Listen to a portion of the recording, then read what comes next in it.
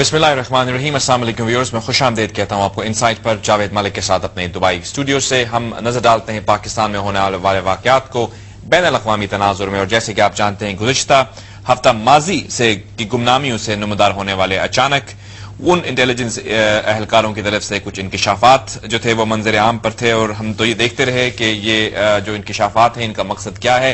लेकिन जिस तरह मिडनाइट जैकल की तरह का लक़ब पाने वाले ब्रिगेडियर इम्तियाज साहब जिस तरह से वो गुमनामियों से नमदार हुए, अचानक वापस गुमनामियों की तरफ गामज़न नजर आते हैं। इन इंकिशाफात का मकसद असल जो हमारे मुल्क के इश्यूज हैं उनकी तरफ से तवज्जो हटाना था। ये तो अयां हो चुका है, और ये चीज भी वाज़ेह है कि किन वजूहात की बिना पर उनको लॉन्च किया गया था और क्या उसके मकासद हो सकते थे। इस पर मुबासे होते रहते हैं, लेकिन मैंने कोशिश की कि मैं इस मुबासे में ना उलझूं, क्योंकि हम जानते हैं कि हमारे मुल्क को जो इस वक्त दरपेश मसाइल हैं वो दूसरे हैं। हमारी कौमी यकजहती को खतरा लाहक है। हमारे अवाम इस वक्त आप देख रहे हैं कि रमजान के महीने के अंदर चीनी और आटे की लाइनों में खड़े हुए लाठियां खा रहे हैं, और ये वो अवाम है जिन्होंने इंतखाबात में इलेक्ट किया था एक जमहूरी हुकूमत को, इसलिए कि वो उनके बेसिक मसाइल की तरफ तवज्जो दे सके।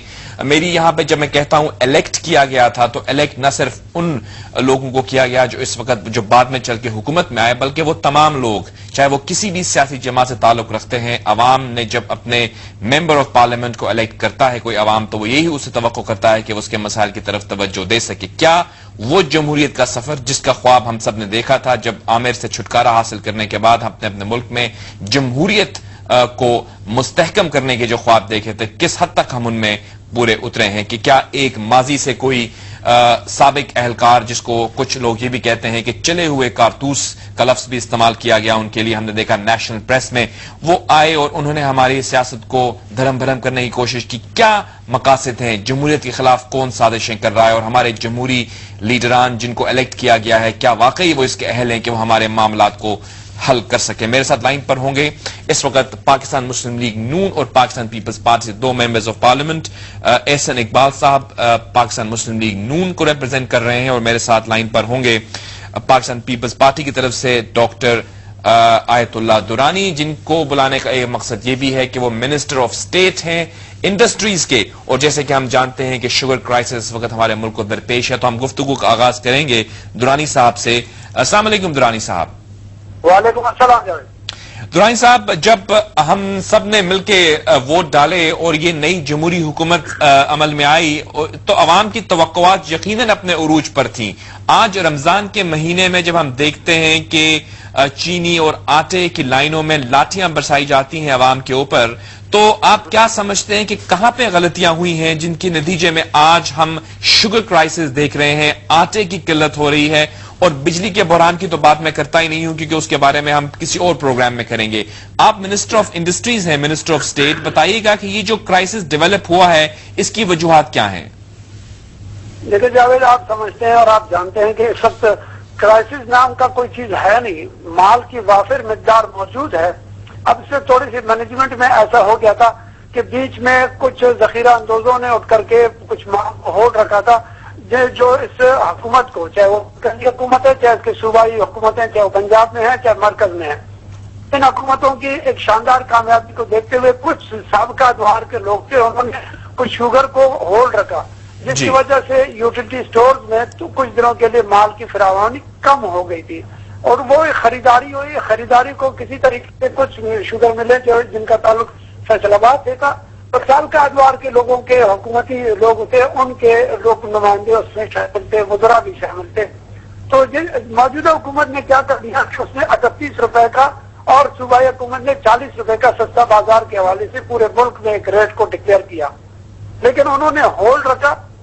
अब गुज़श्ता कई सालों से 10-11 सालों से आप देखते हैं कि जमहूरी हुकूमत बीच में नहीं थी, जिसकी वजह से बहुत सारे मामला फौजी या उनके खासा देशों की हुकूमत थी, उन लोगों ने उस मैदान अपने होल्डिंग पोजीशन पर रखा हुआ था, कंट्रोल किया हुआ था।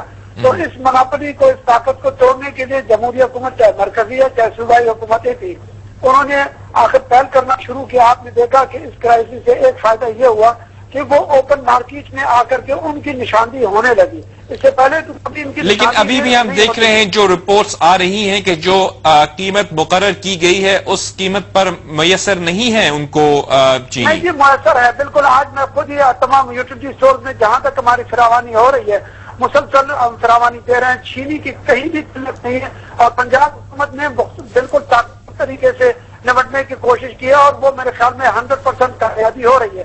جہاں تک دیکھیں آٹے کی قیمت کو 550 سے کم کر کے اگر آپ 200 روپے کریں گے تو لامحالہ وہ غریب عوام کی ضرورت ہے وہ تو پورا ہو رہا ہے. لیکن دوسری طرف سے سازشی عناصر کیا کر لیتے ہیں کہ اپنے لوگوں کو جو دوسرے مخالفین سیاسی وہ اپنے اپنے گروہ کو لوگوں کو ان گروپس کے شکل میں مختلف جگہوں پر پیمنٹ کر کے بھجوا رہے ہیں جس کی وجہ سے وہ وہاں آ کر کے بگڑ کرا دیتے ہیں. یہ وہ بگڑ کرانے والے لائن پہ لگے ہوئے بغیر جب لوگ آتے ہیں تو آپ ان کو سمجھداری سے کام لیں.